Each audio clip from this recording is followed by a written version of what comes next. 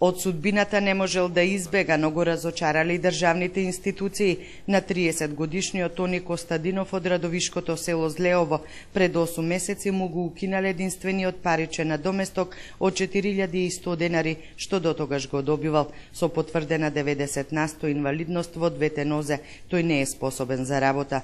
Еве, тука има од 5 доктора што сам неспособен за работа, са подпишани сите 5 доктора од Штип. Не е да са од Радовиш некој, се са доктори стручнаци од Штип, са подпишани. Со тај документ ми на мене првно пат одобрија, сега ми укинаа. По кои услови не знам. Зашо сум укинан и кај сум укинан. 8 месеца веќе не сум земал динар пара. Костадинов е револтиран затоа што 8 месеци нема добиено решение, ниту пак одговор зошто му е укината помошта од Центарот за социјални работи. Здрави прави човеци зимат колку што не требе, на тие што не можат да работат, на нив ги укинуваат парите. Зошо е? Дошо не знам. Дали е до Скопје, до владата, дали е до нашата директорка, дошо е, само Господ знае.